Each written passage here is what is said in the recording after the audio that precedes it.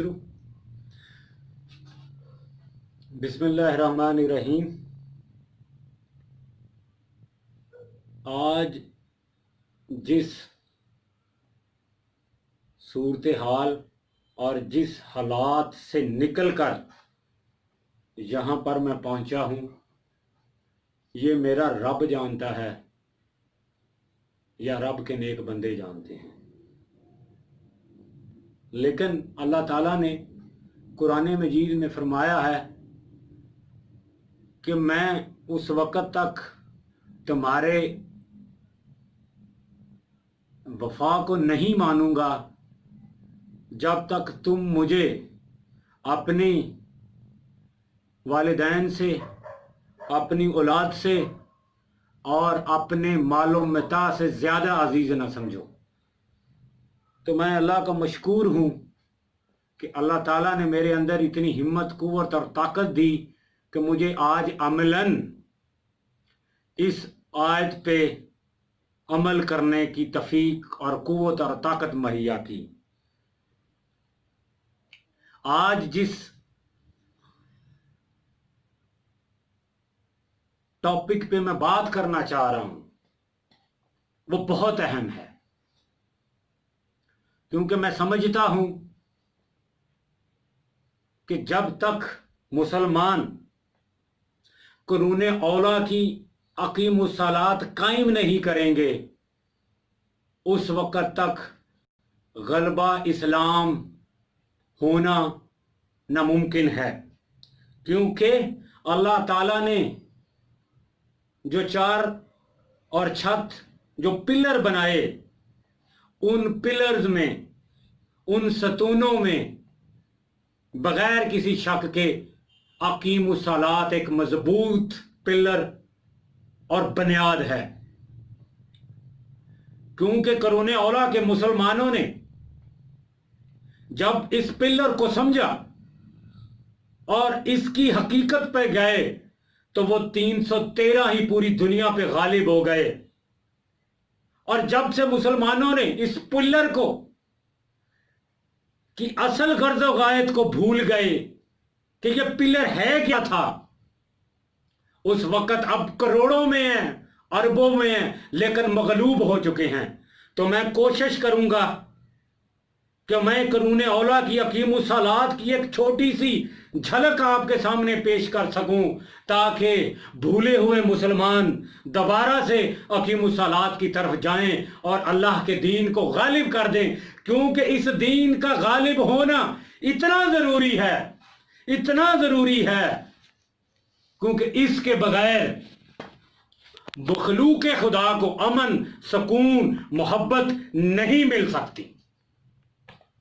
تو سب سے پہلے میں دو لفظ آپ کے سامنے رکھوں گا۔ اللہ تعالیٰ نے قرآن مجید میں پہلی ہی وحی میں یہ لفظ استعمال کر دیا تھا کہ کوئی شک نہ رہ جائے، کوئی ابہام نہ رہ جائے، کوئی کنفیوژن نہ رہ جائے، کوئی گمان نہ کوئی چیز بن جائے۔ اللہ نے علم کی شکل میں یہ حقیقی معنوں میں آپ کے سامنے یہ لفظ رکھ دیا تھا، پہلی وحی میں یوز کیا تھا اللہ تعالیٰ نے، اقرأ بسم ربی۔ لیکن اللہ تعالیٰ نے لفظ صلاۃ کے ساتھ اقرا نہیں لگایا تھا۔ یہ واضح فرق تھا آج کے مسلمانوں کے لیے، جو کہ اقیم الصلاۃ کو جاننے کی کوشش کر رہے تھے۔ پھر میں یہ بارہا کہتا ہوں کہ اللہ تعالیٰ نے اس قرآن مجید کی حفاظت کا ذمہ لیا تھا۔ وہ حفاظت یہ تھی، ترجمے تو بدل لیے گئے، ترجموں کو تو آگے پیچھے کرنے کی کوشش کی گئی، لیکن عربی کے لفظوں کو نہ تبدیل کر سکے، جو کہ روز قیامت تک سچے مسلمانوں کے لیے راہ روشنی اور ہدایت کا منبع ہے۔ تو اللہ تعالیٰ نے اقرا صلاۃ استعمال نہ کیا، اقیم الصلاۃ کا لفظ استعمال کر کے وہ فرق واضح کر دیا۔ کیونکہ اب ہم نے صلاۃ کے معنی بھی نماز کہہ دیے، सलात को नमाज बना दिया। मैं इकरा सलात के बिल्कुल खिलाफ नहीं हूं, क्योंकि इकरा सलात ही बुनियाद है हकीमुस सलात की। अगर आप इकरा सलात नहीं पढ़ेंगे तो आप कैसे हकीमुस सलात की तरफ जाएंगे? वही शक्ल में दिखाने की आज कोशिश करूंगा। हजरत इल्हाम मशरकी रहमतुल्लाह अलैह ने यह कहा उनकी फिक्र की रोशनी में कि इकरा सलात सलाम है अल्लाह की तरफ, और अगर आप सलाम ही नहीं करेंगे तो हकीमुस सलात कैसे कायम हो जाएगी? इस्लाम के बगैर हकीमुस सलात नामुमकिन है, और हकीमुस सलात बगैर इकरा सलात के गैर नामुमकिन है। और इसी तरह इकरा सलात बुनियाद है हकीमुस सलात की। आप दोनों से भाग नहीं सकते हैं। आप अपने नफ्स को इकरा सलात से हटा नहीं सकते हैं। और मैं अब इस पे वादे करने की थोड़ी कोशिश करूंगा क्योंकि अल्लाह ताला ने नमाज में सूरत फातिह को, जिसको हम कुरान का दिल कहते हैं, दिल जिसको हम कुरान का दरवाजा कहते हैं, सूरत यासीन को दिल कहते हैं। और इसमें कोई शक नहीं है कि सूरत फातिह कुरान का दरवाजा है, बल्कि मैं तो ये कहूंगा कि सूरत फातिह गलबा इस्लाम है, बल्कि मैं तो ये कहूंगा कि सूरत फातिह पूरा कुरान मजीद है। क्योंकि उसमें जो लफ्ज इस्तेमाल किए गए हैं वो हमारे अंदर कुव्वत और ताकत पैदा करते हैं हकीमुस सलात कायम करने की। उसमें 3 लफ्ज हैं, 2 वादे जो हमने खुदा से करने थे और उनको पूरा करना था, और 1 वादा खुदा का था। वो 2 वादे नाबोदू की शक्ल में, वो दूसरा वादा सिराते मुस्तकीम की शक्ल में, और तीसरा वादा जो खुदा ने पूरा करना था वो अनामता था। यहां पे फिर डंडी मारी गई। बड़े दुख है मेरे अंदर, बड़ा करब है मेरे अंदर कि जो हथियार गलबा इस्लाम की बुनियाद था उसको जंग लगाने की नाकाम कोशिश की गई। नाबदू के मानी हम तेरी ही इबादत करते हैं कर दिए गए। मैं लफ्ज़ इबादत के खिलाफ नहीं हूं। अगर इबादत की भी की तशरीह करनी थी तो यह तशरीह की जाती कि इबादत तो वो है कि आप 24 घंटे दुनिया में चल फिर के अल्लाह के कवानीन पर अमल करें तो उसको इबादत कहते हैं। लेकिन यहां पे लफ्ज़ नाबुदू अबद यूज किया गया, और इल्हाम मशरकी रहमतुल्लाह अलैह ने बड़े सालों के बाद इस पे पर्दा उठाया कि इसके मानी बंदे के हैं। और मैं यहां पे बात करूंगा कॉरपोरेट ऑर्गेनाइजेशनल कल्चर के लोगों को, जो कॉरपोरेशनों में काम करते हैं। आप मुझे ये बताएं, अगर हम 8 घंटों में से 7.5 घंटे तो अपने बॉस का हुक्म माने और आधा घंटा ना माने तो क्या वो आपको अपना कहेगा कि सही मुलाजिम है? इसी तरह हम इकरा सलात जो सलाम करने के लिए नमाज खड़ी करते हैं, अगर हम कैलकुलेट करें 5 नमाजों को, वो तो 1 घंटे में मुकम्मल हो जाएंगी।